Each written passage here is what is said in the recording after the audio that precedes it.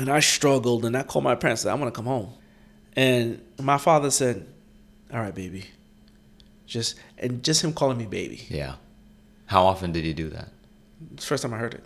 Really? Yeah. The Whoa. first time I got to college is the first time the timbre of his voice changed. Wow. Meaning everything was always direct. And let me not say always. That's wrong. I didn't notice the soft moments. The hard moments permeated my mind. All right. And so when I got to college, a whole different voice, the calming voice, the I hear you voice, is going to be okay. And it was just in a few words. Wow. And him saying that is what made me stay in college. Wow. Him saying, it's going to be okay, baby. Just try a little harder.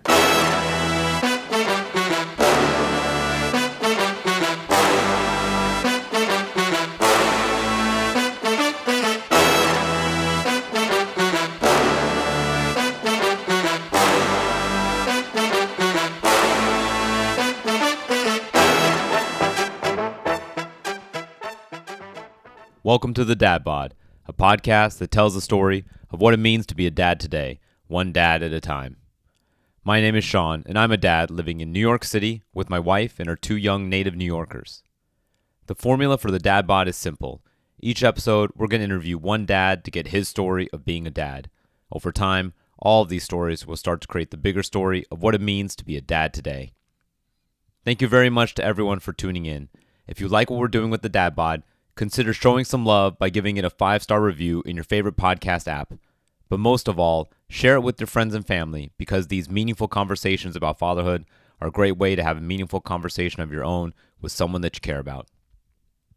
So the voice you heard at the beginning of the show belongs to my new friend and fellow dad, Coach Rod.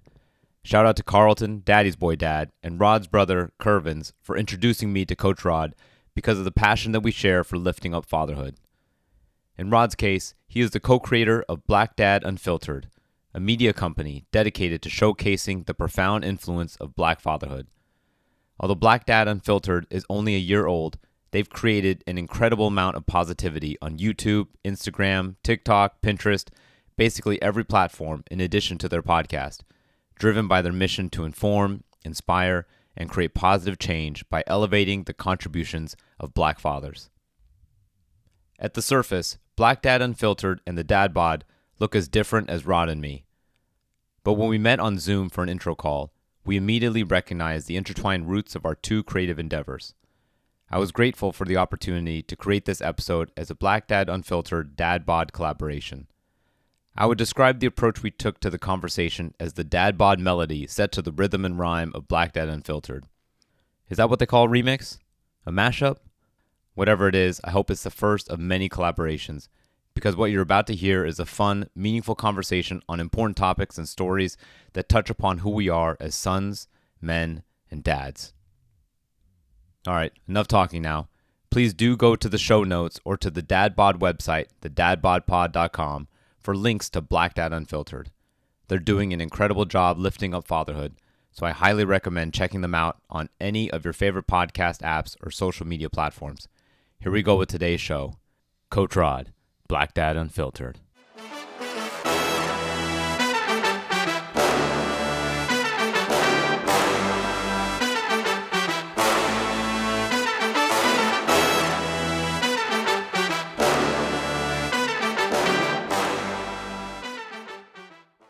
Okay, Coach Rod, thank you. All right. For sitting down with me. So we'll just get this started. So yes, sir. We'll start off with my little intro question, the Dad Bod intro, which is introduce yourself. Yep.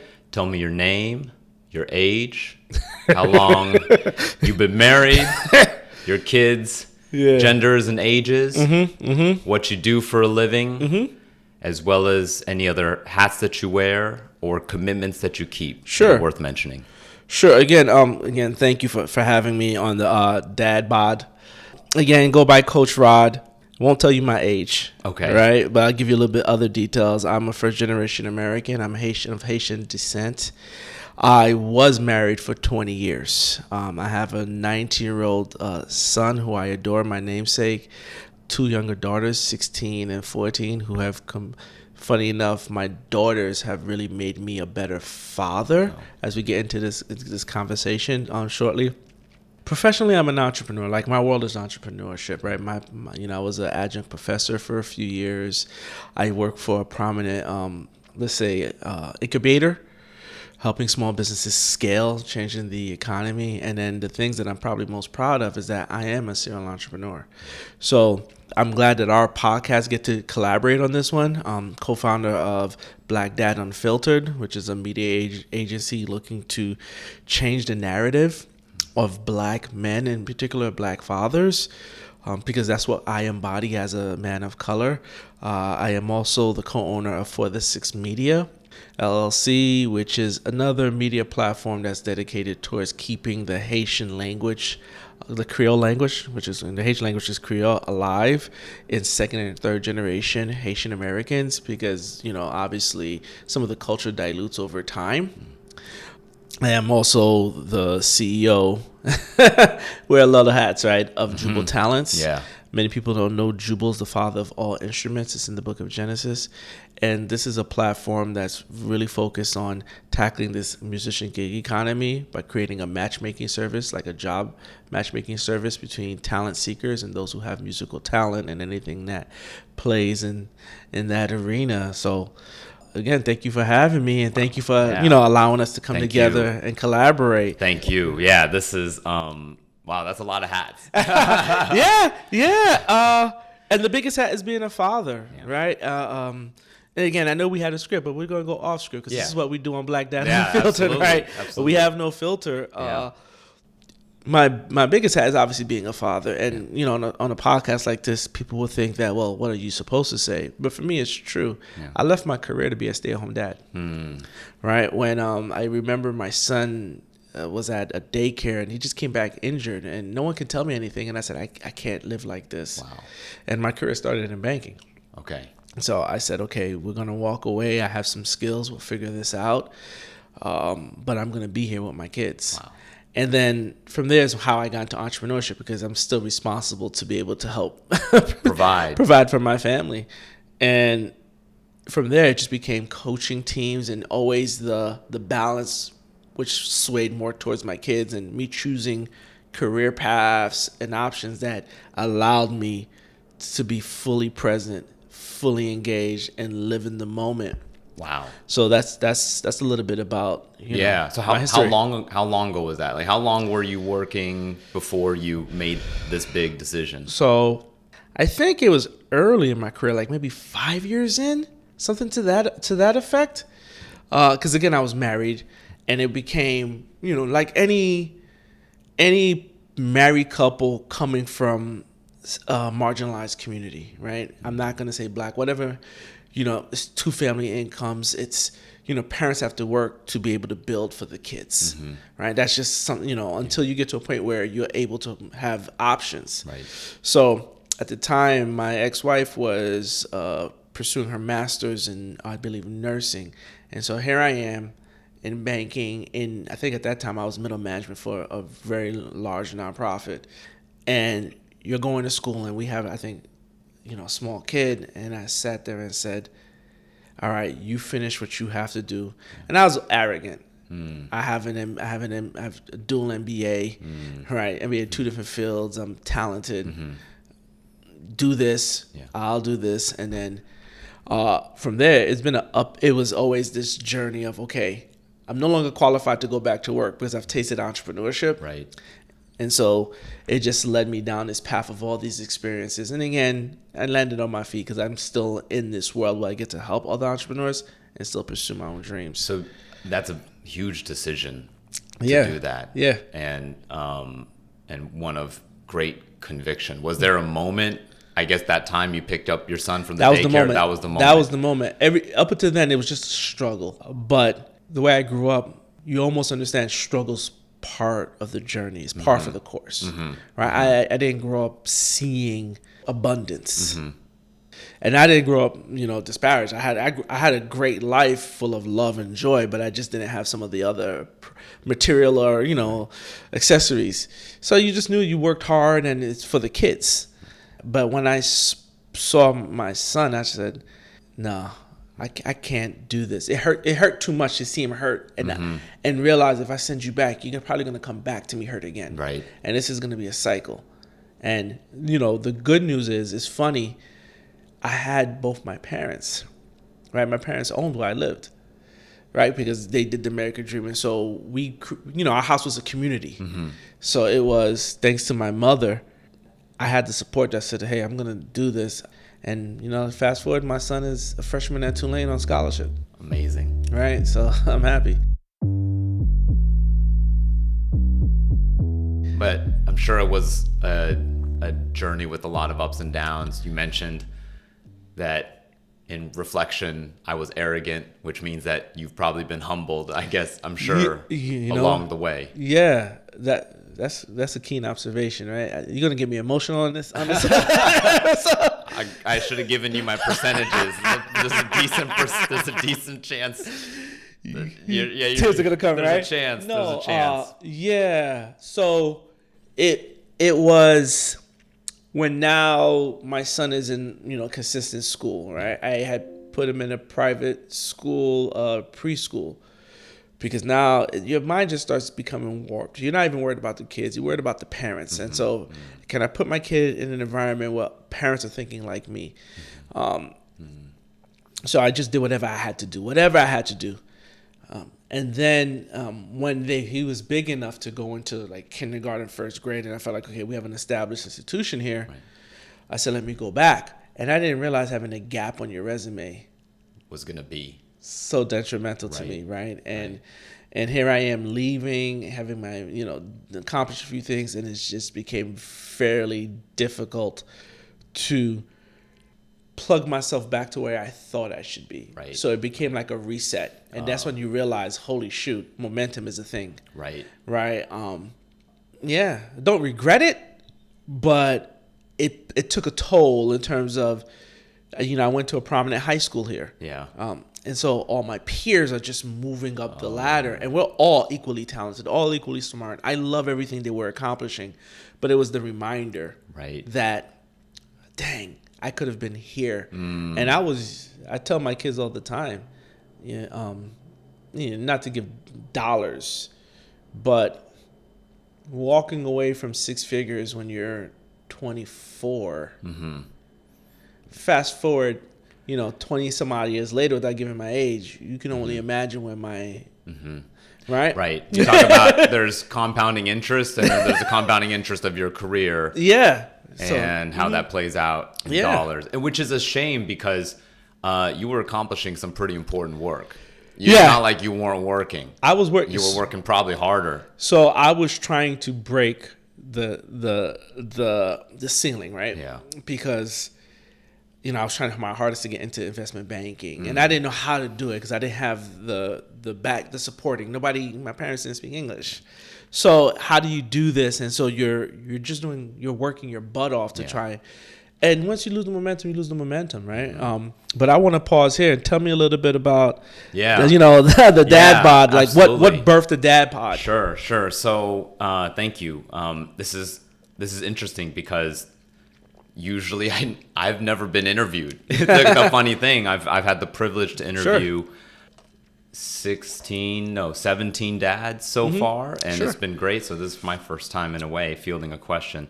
So the Dad Bod came about because really I've been tinkering with stuff all the time. Sure. Since I graduated from college, but I stuck very close to my corporate career, have been very I have a lot to be grateful for in my career. And so I've never really always kept a very firm grasp on it. So anything I've tinkered on has been on the side with bits of time here and there. Of course.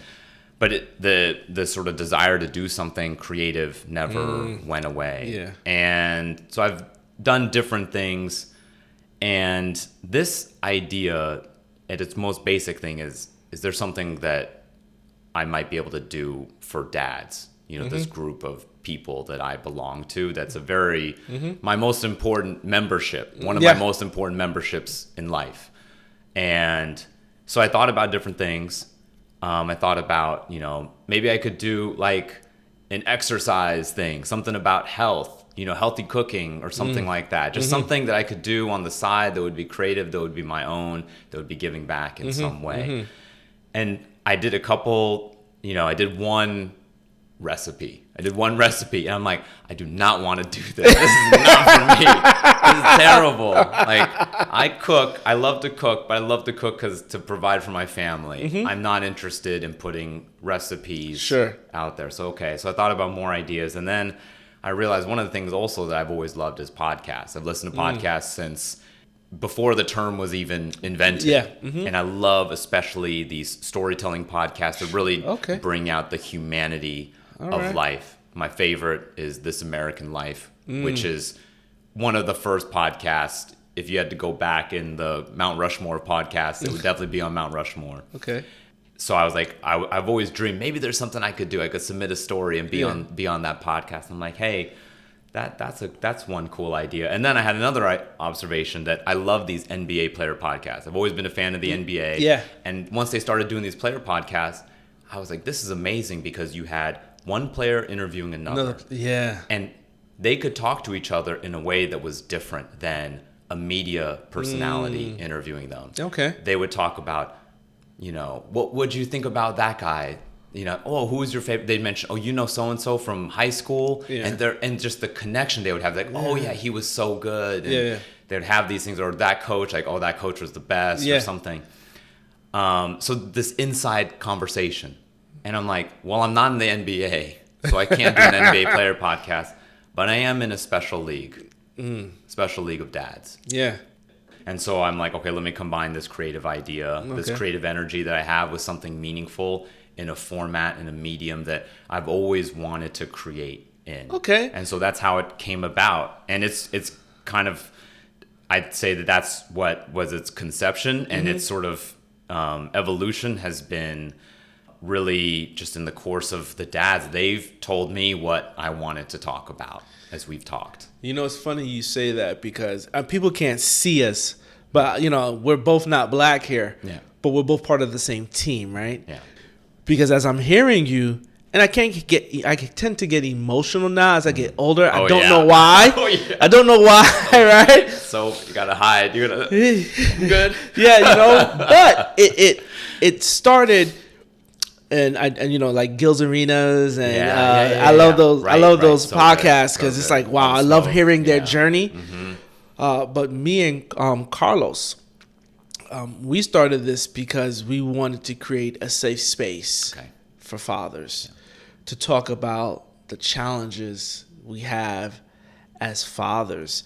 And when we talk about these challenges or concerns or questions we have, we're hoping that some other dads out there, regardless of color, can hear themselves in our conversation.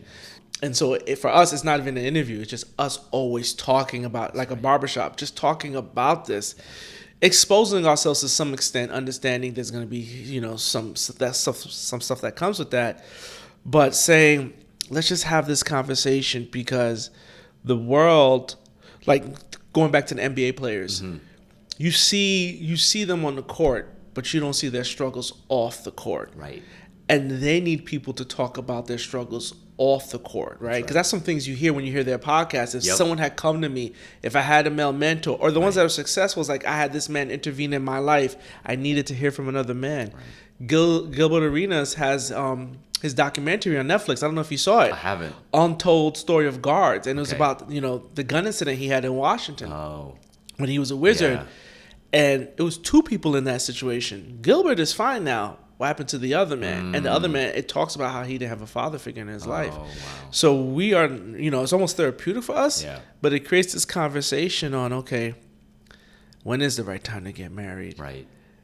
How do I discipline kids in this new age? Yeah.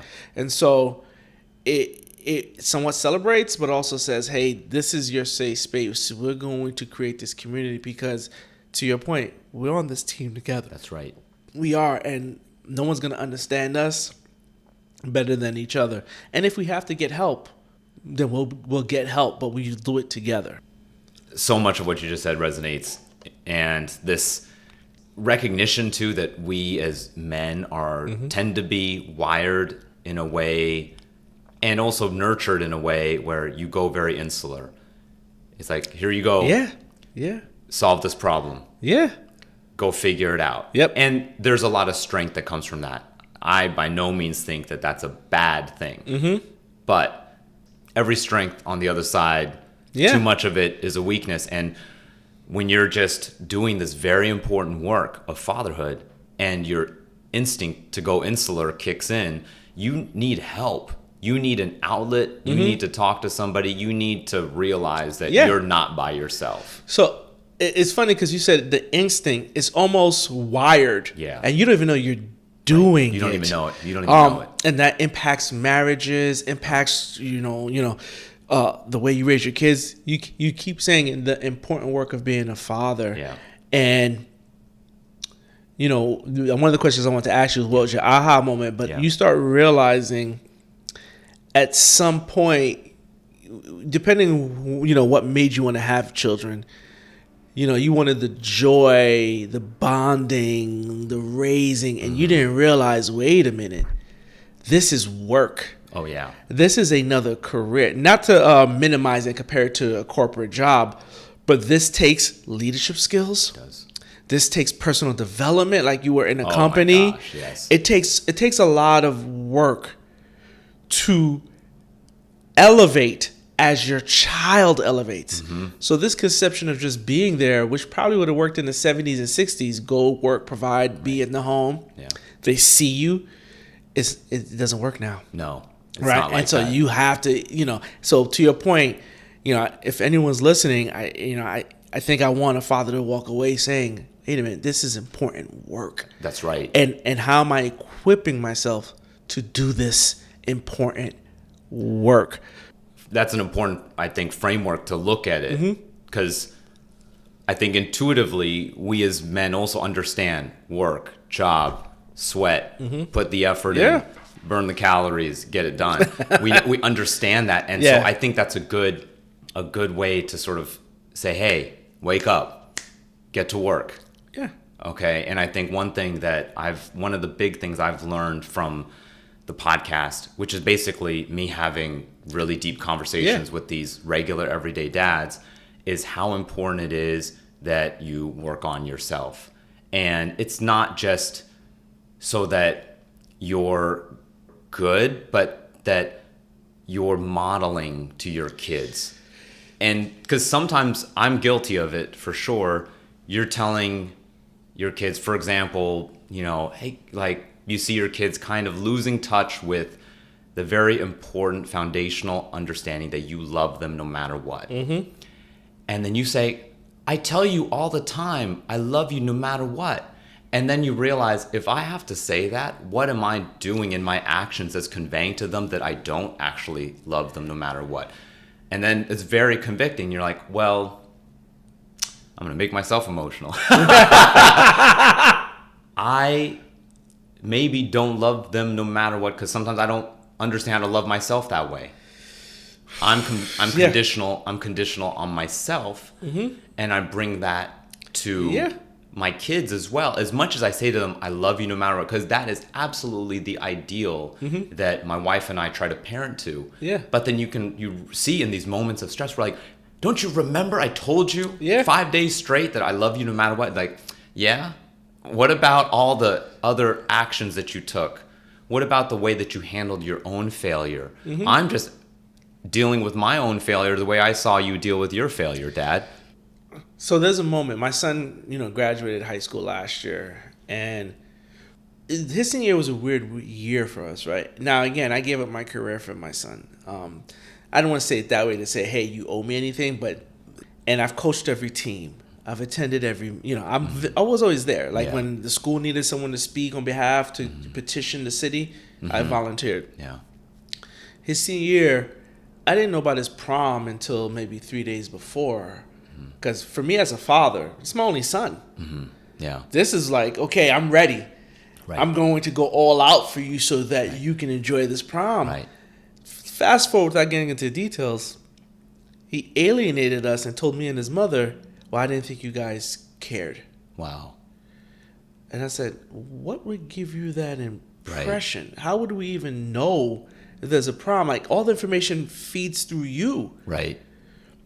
And in my mind, I said, where is this coming from? Yeah. Where I felt all my actions. Right.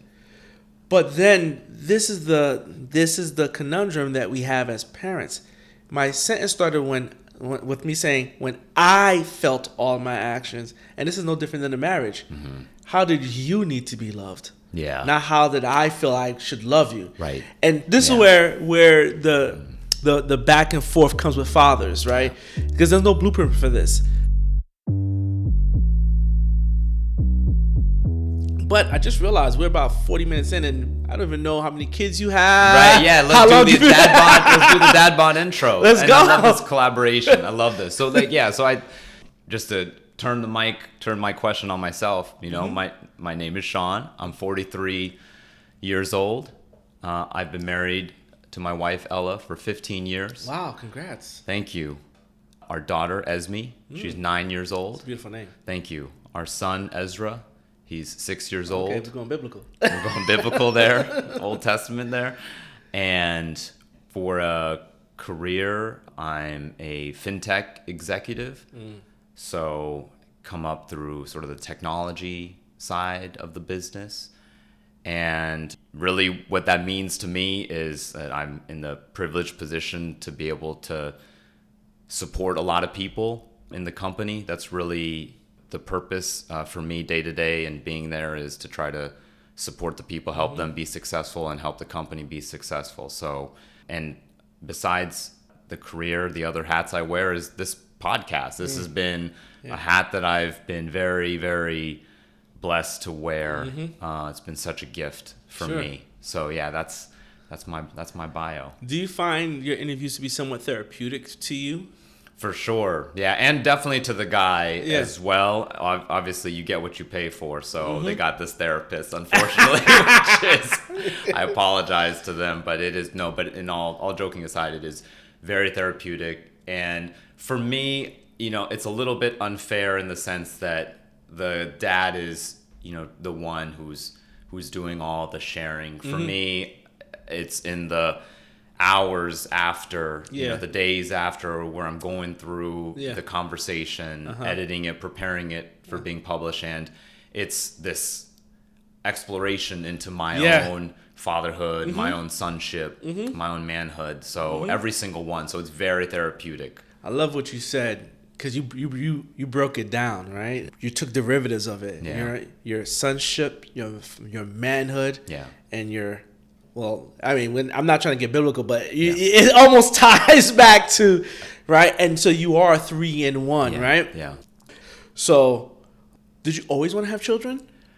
No, I don't think I thought about it that much. I honestly, I think growing up, I didn't think a lot about what do I want. Sure. And that's one of the biggest things I've been really trying to grow in, is to understand that.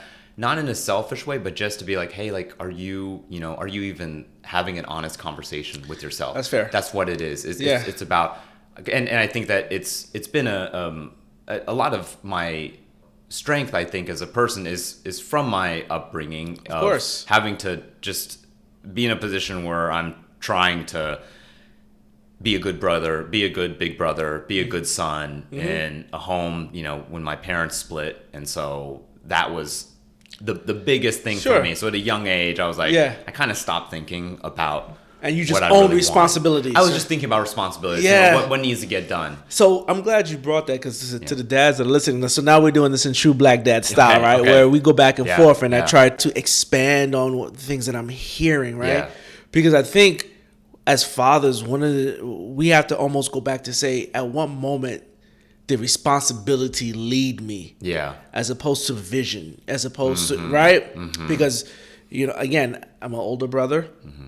I've always wanted a big family. My parents would tell you from when I was little, I wanted 5 children, right? I always wanted a big, but I automatically in my head, I don't know at what age, knew that I was responsible for something. Yeah. That I was and I'm curious, because that starts driving us. And do we at some point lose our boyhood? Like, when do we lose that? Because just being honest with myself and being reflective, My sister, congrats to my sister, Dr. Cassie. Now she just earned her PhD. Wow. She said, I understand the conversations you have, but when do boys get to experience boy joy? Because it seems like from the minute they turn 5, you start grooming them to be men. Yeah. When are they allowed to be boys? Right. Like, what's your aha moment as a dad? Yeah, I've had a lot of them. So when my wife went into labor, I felt we were prepared. Mm-hmm. We hit all the milestones, do this and that. Pregnancy was very smooth and healthy. We're very blessed in that leg of the journey. Took the classes where they teach you how to put a diaper on and change a baby and stuff. Yeah. It feels like so inadequate to be called preparation because, when it was time to, firstly, labor was hard. Mm-hmm. And then when it was time to leave the hospital, I was almost in disbelief. Like, you're allowing me to take this child? I'm not ready. Yeah. I'm not ready. And I remember just so nervous and my stress level was so high. Like my face broke out. I was like, my body, I could tell my body was just like, this is, clamping down. Yeah. Yeah. So that was definitely an aha or maybe an uh-oh moment because I felt not much of an aha. I didn't feel exactly like there was anything revelatory going on other than, good luck. So we get home and I remember it was just hard. Those first few months were so hard and you're just very humbled. And I'm like, where's the joy? I'm not feeling the joy at all right now. I'm just grinding. So our experiences are similar but somewhat not similar, which is why I love the diversity of this conversation, right? Yeah. But we're still glued to fatherhood. My moment, I had a series of moments that, because it's these milestones that change you, right? So I was married. Yeah. And just going to the hospital, the way they treated me was as if this wasn't my child. Oh, wow. So if anyway we went somewhere, they would look to my then wife. Yeah. Is he allowed to stay in the room? And I'm sitting here like, what? What? Yeah. I was like, what do you... Because legally they know that's hers because it's in... Right? And I said, is this what this is going to be like? Yeah. So my experience was slightly different. Yeah. And, we did all the classes. We tried to go on a natural birth. We had the doulas and... It was just a series, but I did step up. That's one of my crowning moments because when that birth was coming, I was ready. Okay. Because the way I was raised, I was, I knew how to clean, I knew how to cook, I knew how to change diapers before I even had children. Right. And when my son came out, I couldn't stop kissing him. Yeah. But I did realize at this moment, like, it's not just about having a child anymore. Yeah. Yeah. There's a lot more, and that's when society became a factor to me. Like, I'm gonna have to fight society to some extent because I still have to earn the right to be this kid's father in everyone else's eyes, but his, right? But I would say because I have 3 children, 2 girls. One of my most memorable aha moments was at some point, I felt like I was depressed.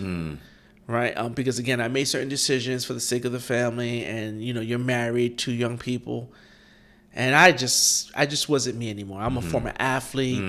I stopped going to the gym. Yeah. I just didn't care as much. I was functional because I would still get up and work because the way I was raised, that broken leg, it doesn't matter. Right. You're gonna get up, you're gonna work because there's something about being a man. But my older daughter, who's 16 now. I would just be on the couch like a couch potato because you don't feel loved. That's the thing about, being a dad sometimes. You're saying I love you to everyone else. But since no one else can identify with your pain, you can't accept their love, even if they're telling it to you. Right. My daughter, and I tell her to this day, I always remind her, you saved Dad's life. Because no matter where I was, she would just come to me, move my arm, lay down on me, and then put my arm back around her without permission, right? Right. She didn't need. She's like 2-3 years old doing this, but at that moment, it just made me feel like she's saying, "You're mine." Right. You're mine. Yeah. Right. And this is where I want to be. And every day she would do. If I'm laying down, she'd just walk up, lift up her arm, lay on me, and this was and it was the love. Yeah. And I said, this is what love feels like. And that's what I always say. When you have daughters, it changes the game. It changes the game. They love you a little bit different. Right. And so this is when I started realizing, okay, this is the beauty of being a father. This type of love. And then my son, I forgot what age, but he would always kiss me. Yeah. At some age, it was just like, don't even hug him. But that's another conversation. Right. Yeah, exactly. When does that happen? Is there a moment for you outside of your podcast? Yeah. It's just conversations with other dads where you're just like, oh, it's not just me. Oh, yeah.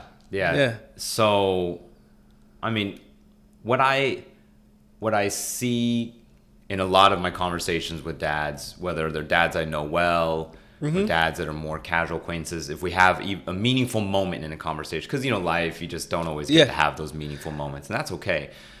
But we need to carve out those moments. You need to make it happen. Yeah, so I want to make sure we put an emphasis for our listeners, right? Absolutely. That as a dad, you have to carve out space for community and meaningful moments with people, but with also other dads. Yes. So that you don't become insulated like we mentioned earlier. But continue, sorry. Definitely. No, and that's actually, one of the things that I started realizing about the Dad Bod, and I say on all my shows now, the intro to my show is that share these conversations, because these meaningful conversations are a great way to have a meaningful conversation of your own with someone that you care about. Because sometimes you need somebody to help start it.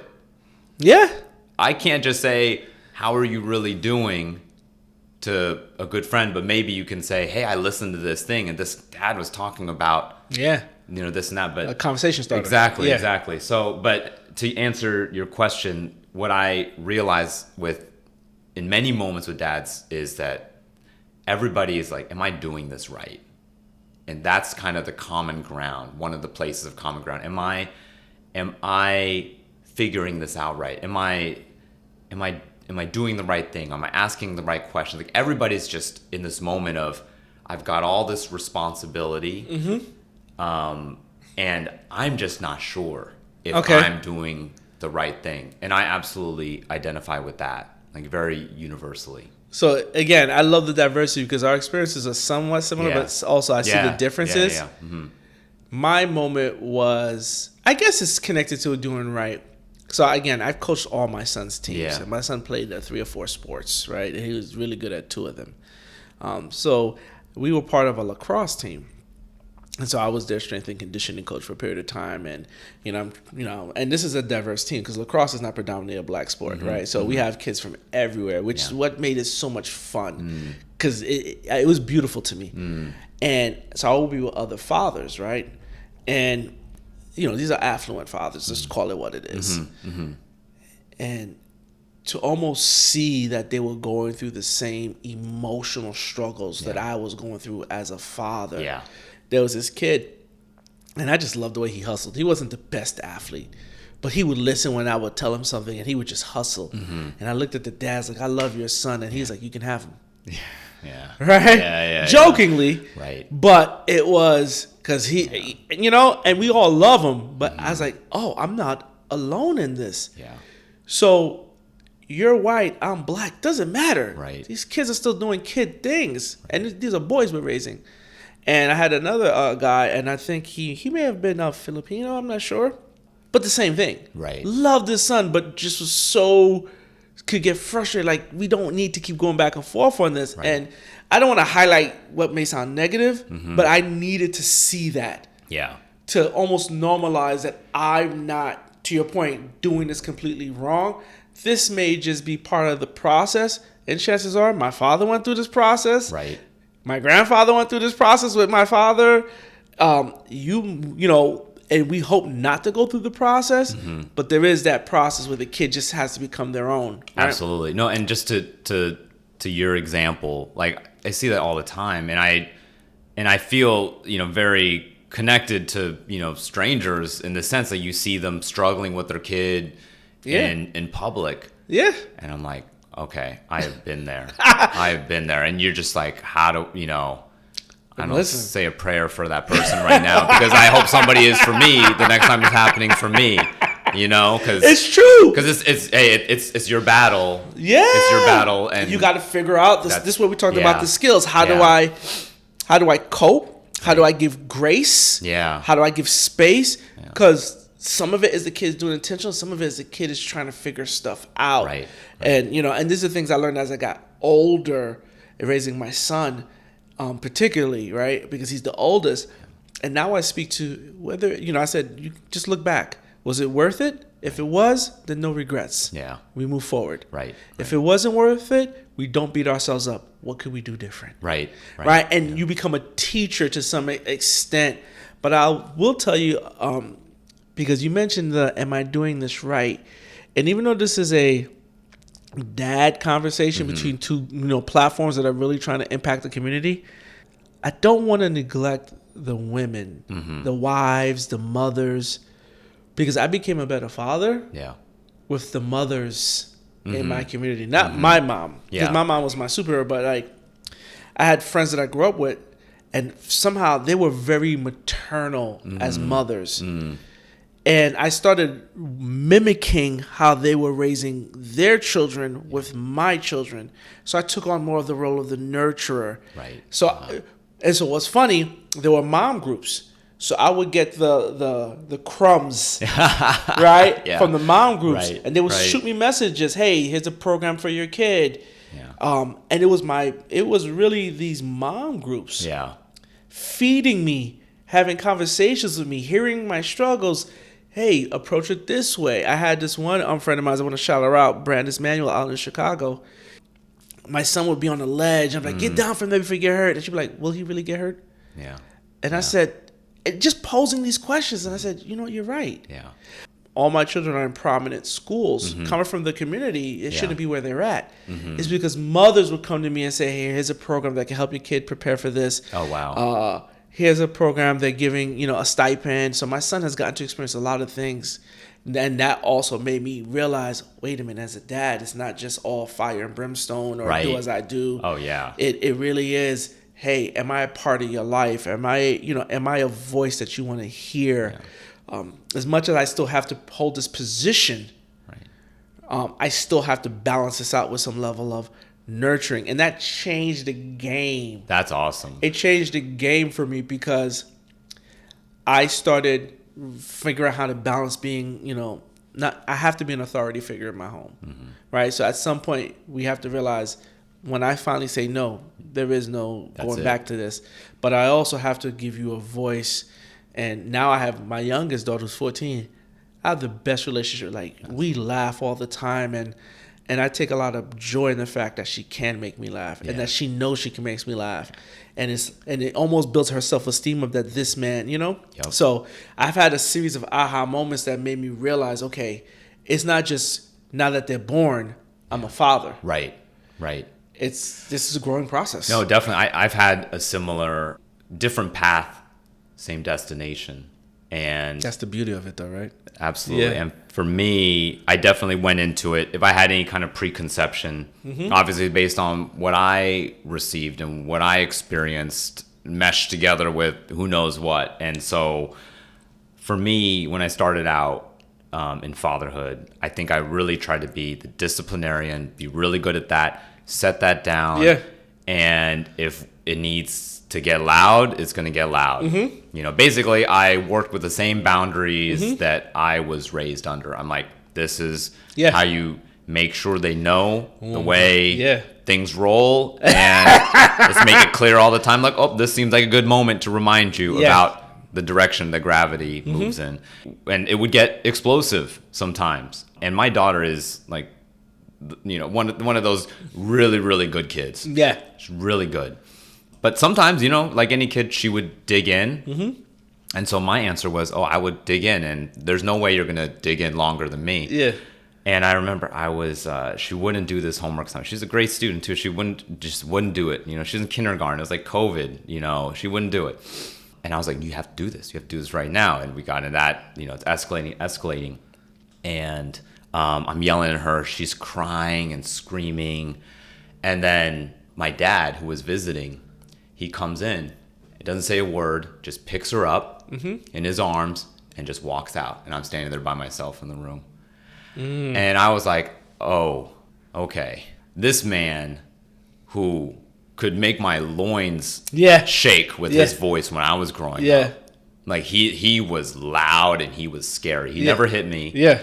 But he got as close as you could just with the voice.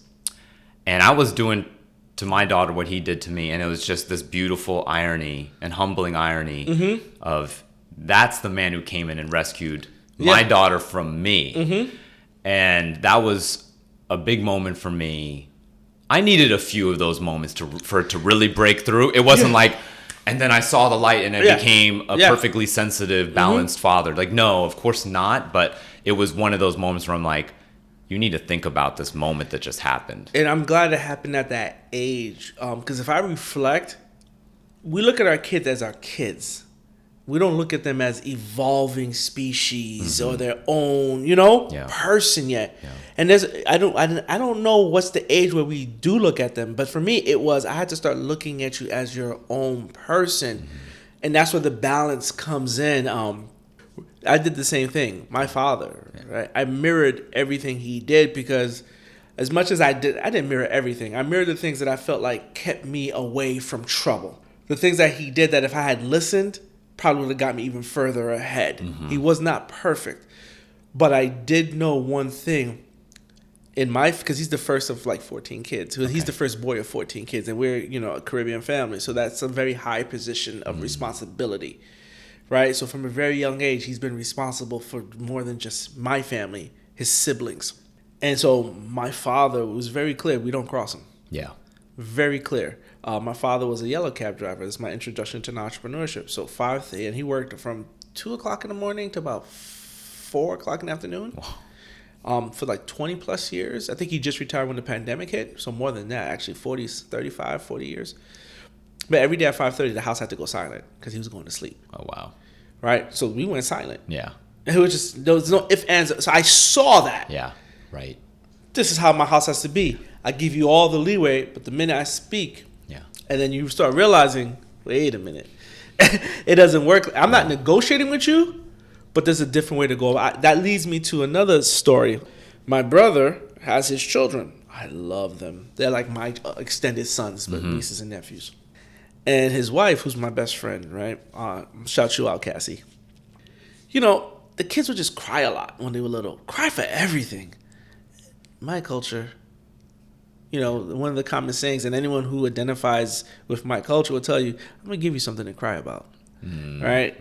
So once we hear that, everyone in my culture knows what that means. Like, you're going to stop crying, I'm going to make you cry. Right. So that's how we grew up. They always are crying. I'm like, man, you got to stop coddling them. These boys are so emotionally balanced. Yeah. So respectful. Right. Academically, miles ahead, right? My nephew just got into a high school that when he graduates to high school, he'll have his associate's degree and his high school degree. The self-esteem and the confidence. Yeah. Oh my gosh. But as I started seeing them, she influenced the way I parent. Again, the mothers influenced the way I parented because I did not have enough healthy male modeling that I can mimic for dads. This is why these conversations you and I are having are important. Because I was like, to your point, how do I get this right? Because I don't have any other men out here. Most of the men around here are saying, I'm going to keep working and make sure that this kid can go to college. And I'm like, well, what about the relationship? I grew up this way. So I'm watching her finish that. I grew up this way. They'll be fine. So I'm watching her and I'm watching the kids. And my kids are well behaved at a young age. They don't cry because of the way I raised them. But then at some point, I just started seeing the pendulum shift. Right. And I started saying, what if I had let them cry, talk them through the crying, which is almost, counter to the way I was raised. Right. Would they be more balanced? And so my son, I always say, he knows, he listens to everything I do. He paid the price. He knows this. Because then I started shifting. Yeah. Okay, you need this space. And I would put words to it, though. You need this space for you to recoup. Yeah. So because then I was telling them what they were feeling. Yeah. I was putting words to some of the things they were feeling because they couldn't find the words. Dad's going to step away. I'm going to come back. Right. But I'm going to give you your space to do what you need to do for you. Yeah. Using language that and I was mimicking her. And then, I just started seeing them shift and remain good kids. And I said, Yeah. She invested in that. Yeah, and it's tough though. Yeah. And she's an amazing mother. My niece is so talented. And I can't speak glowingly enough, but again, the reason why I want to do this, the strongest male dad model was my co-host Carlos. But we have 400 miles apart. Yeah. And so I said, if I went through this, which is I went through all the layers. I grew up in, an urban community. I'm a first generation American. English was not my first language. My parents did enough. I was able to go to one of the best high schools in the country, full scholarship to go to college. Yeah. And then I went on to get my, my dual MBAs. But I lived all aspects of it, from the violence to the now what you may call affluent. Yeah. And I'm now saying, who better? And Carlos grew up in the projects. Yeah. Then became a state trooper, is a minister.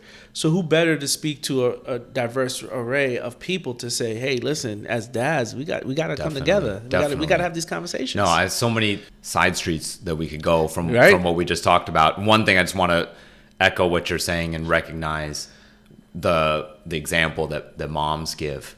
It's such a great way for us as dads to learn. Number one, to start with, for me, appreciation.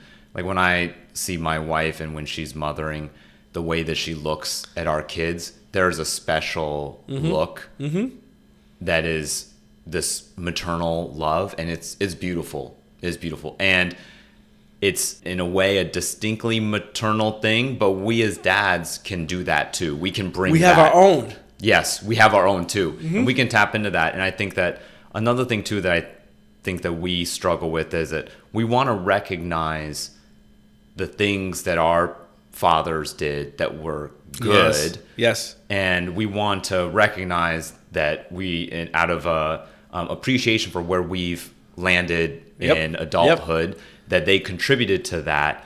So our first instinct is to try to replicate the same playbook. Yeah. But I think we have to see it as an evolution of it. We're going to start with what you have, but now we're going to modernize it. We're going to take what's good from there and make it better. I like what you said. It's not throw it away, modernize it, right? Yeah. So what we're saying is, let's take some of the principles that are universal. Yeah. Despite ethnic group, despite time of history. Yeah. And let's apply it, the modernization of it, in a different way. There needs to be discipline. Yeah. How does that discipline show up? That's what we can do a little bit differently. Definitely.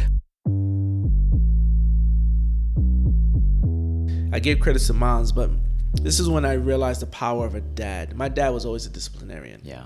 Right? I always tell people, it's my uncle's the reason why I ended up playing college football, because my uncle was the uncle, because we were close in age.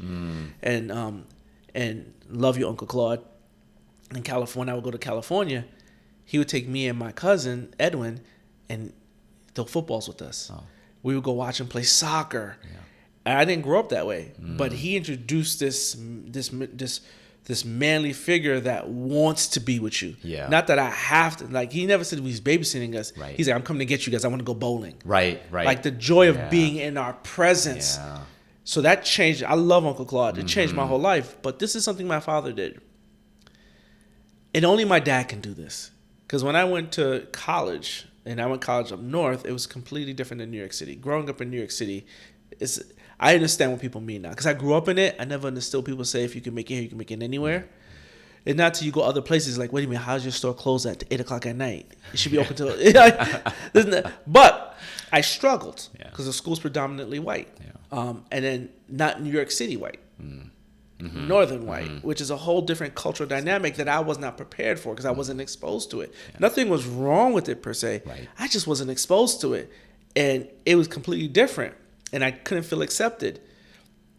And I struggled, and I called my parents and said, I want to come home. Yeah. Like any kid probably does. And my father said, all right, baby. Just him calling me baby. Yeah. How often did he do that? It's the first time I heard it. Really? Yeah. The first time I got to college is the first time the timbre of his voice changed. Wow. Meaning everything was always direct. Yeah. And let me not say always. That's wrong. I didn't notice the soft moments. The hard moments permeated my mind. It never actually registered in my mind the soft moments, because the hard moments were just so hard. Right. It was direct. It was zero tolerance. All right. And so when I got to college, a whole different voice, the calming voice, the I hear you voice. Wow. It's going to be okay. And it was just in a few words. Wow. And him saying that is what made me stay in college. Wow. Him saying, it's going to be okay, baby. Just try a little harder. So it caught you by surprise too. Yeah. Were you expecting you stay there? I don't know what I was expecting. Okay. At that moment, I just wanted out. And I knew you can't leave and just show up at your doorsteps. Right. Because, it was like, hey, I'm hurting here. I'm hurting. And at that moment, like a son, I'm hurting. It was him. Wow. It was solely my dad the reason why I stayed in school. That's amazing. Because just a few calm words, because it was a man calming, it's a man that, you know what I mean? Yeah. And I said, yeah, that's okay. Yeah. Okay. And that was the start of me being empathetic to him. Wow. Because I started realizing, wait a minute. Yeah. What was your life like? Because I'm the product of teenage parents from another country. Mm-hmm. And it changed everything for me. Because the rest of my time in college, it was such a supportive voice. It was almost for him that the fact that I got here, he can almost now take off his armor and say, I can finally breathe and be the dad that I probably always wanted to be for this man. You know what I mean? Can you imagine? He was probably just tense the whole time. Like he was. 18 years just trying to think about it. That's us my too. father had me at 18, came to this country, didn't speak English. Mm-hmm. He worked in a sweatshop. And so my parents didn't live together. Like he had to work in another state, work in a sweatshop, then come see us for one day. Oh, wow. And we were staying in a bedroom. And these are things I remember vividly. Yeah. And it wasn't until after he spoke to me in such a soft way that I started looking and saying, how hard was your life? Yeah. Because at 18, you fully and I know it because you see it, it's evident. You fully committed in your mind that I'm going to do everything come hell or high water to make sure this kid doesn't make my mistakes and make sure he has a life. Yeah. And I almost mimic that where it's like I'm going to throw off my humanity and become this police officer to make sure that you don't deviate. Mm-hmm. And when I graduated high school, he finally said, okay, my son is good. He's good. Yeah. Right? And so that was very helpful for me. And then I started reflecting and saying to myself, you did the best you could and I'm thankful now. Yeah. And now he's a pride of joy where it was anger before. Because I'm like, I'm proud of this man. Yeah. Because what did he didn't have a life anymore. Yeah. My father worked 12 hours. He just retired. Yeah. So, I'm not giving my age, but it's over 40 years he's been working 12 hours every day. Yeah. Yeah. And I think maybe within the last 10 years, he stopped working 7 days and worked only 6. Okay. No. So, it's a huge thing. But I want to fast forward because you asked me a very powerful question. I never actually spoke about this out loud. I just reflected on it. Because you asked me, is this the first time you heard it? Yeah. And I said, I never heard it before. And then I realized my father was very relaxed. Like he had music equipment. I could just play with it. Oh, wow. Like the things that I would limit my kids from, you're going to mess this up. Yeah. That was never his concern. But I couldn't recognize it because I didn't understand what the game plan was, and nor would I have understood at 9, 10, 11, 12, 13, 14, 15. Right. But I realized he gave me a lot of latitude to try things, right? And I realized he wasn't all that bad because a lot of things that I can do now is because my father let me play with these things, play with the records, and I see him even with my children. When they make mistakes, it's a mistake, right? But he still has some of the tendencies of, hey, this is this. Doesn't go away. That's good. He's still there. You're still there, Dad. Yeah, he's still there. I was like, okay, I want them to resent you too then. I don't even need to check your ID. You're being too nice. Exactly. But it's very reflective. But again, in true Black Dad fashion, I hope our listeners are understanding we don't have answers. Oh, no. We just have conversations. And although this initially started off as an interview, we did interview each other to some extent. But I'm very proud that the Dad Bod and the Black Dad Unfiltered podcast was able to come together, cross these lines that say, listen, we're not actually different. We're both fathers. Absolutely. At the very top of this is we're human, and then we're fathers. Yeah. And let's just talk. Exactly. Let's just talk. And then, again, I hope whoever listens heard themselves in this conversation. I hope they, log onto your platform and recommend topics to talk about. Yeah, definitely. And hopefully they visit Black Dad and say, hey, same to you. Talk about this, Yeah, absolutely. So you have any parting words for your audience? No, I would just say this conversation is so meaningful for me, and I appreciate everything that you've shared because, like you said, I hope our listeners get to hear some of themselves, because sitting across from you, I definitely hear your story at the surface is so different from mine. Yet how is it that so many of these like fault lines in life the major sort of curvature of what's the reality underneath all of the surface, that is the same. We're tapping into the same groundwater as well. Even though at the surface it's different trees that are blooming, same groundwater. And so I don't think this is the last collaboration. It can't be. You'll see between the Dad Bod and Black Dad Unfiltered. It can't be. It's only bigger and better from here, right? Yeah. But like we do when we close off on Black Dad Unfiltered, let's go, let's grow, let's get it. Thank you, y'all. Okay, Dad number 18 and this special collaboration episode with Black Dad Unfiltered is in the books. Big thanks to Coach Rod for joining me and sharing his story. Check out the show notes or thedadbodpod.com for links to Black Dad Unfiltered. I hope this episode brought a little something positive to your day. Thanks again for listening.